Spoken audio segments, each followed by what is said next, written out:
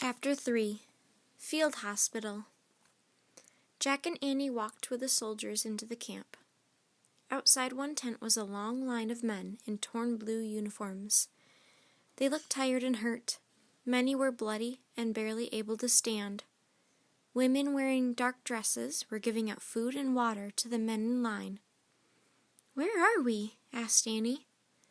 "I'll find out," said Jack. He pulled out their book and found a picture of the campsite.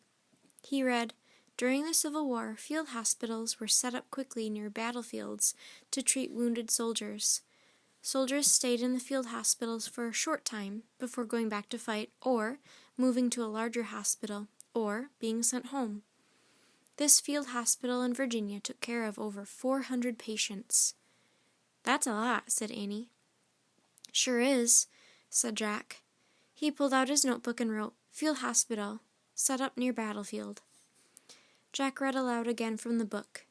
More than 3,000 women helped out as nurses during the Civil War. Nursing was a new job for women in America. Before the war, only men had been nurses.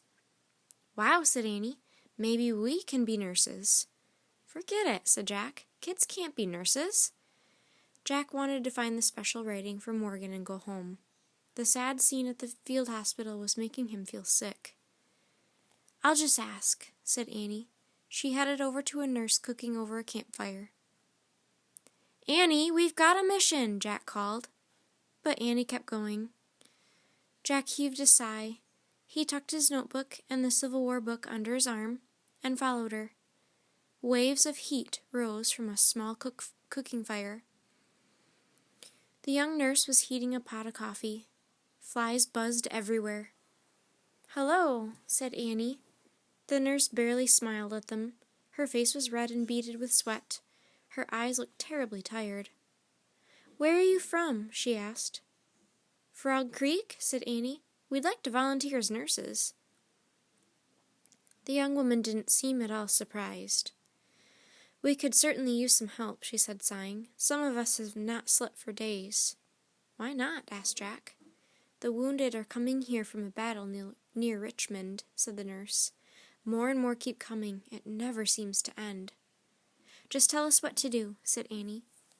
"While we feed the new patients, you can go to the first 2 tents," the young nurse said, "and give the other soldiers their noon meal." She pointed to a basket filled with bread and potatoes. Next to it was a ladle and a bucket filled with water. "Anything else?" Annie asked. "Just try to give them comfort," the nurse said. "How do we do that?" said Annie. "I don't have time to show you," the nurse said, "but here's a list of things that can help." She pulled a piece of paper from her apron pocket and handed it to Annie. Annie read the list to Jack. "Be cheerful. Lessen sorrow and give hope. Be brave. Put aside your own feelings. Don't give up." "Follow that list," said the nurse, "and you can't go wrong." The nurse took the pot of coffee from the fire and carried it to the line of men. "Follow," said Jack. "Follow that list." "That's what she said," said Annie. Jack took the list from her. "Don't you get it?" he said. "This is it. We found it. The special rating for Morgan's library. Something to follow." "Yes," said Annie. Jack put the paper into his knapsack. "It was handed right back to us," he said, smiling. "We can go home now." "Oh, no, not now," said Annie. "We have to help as nurses first." "But Annie," said Jack.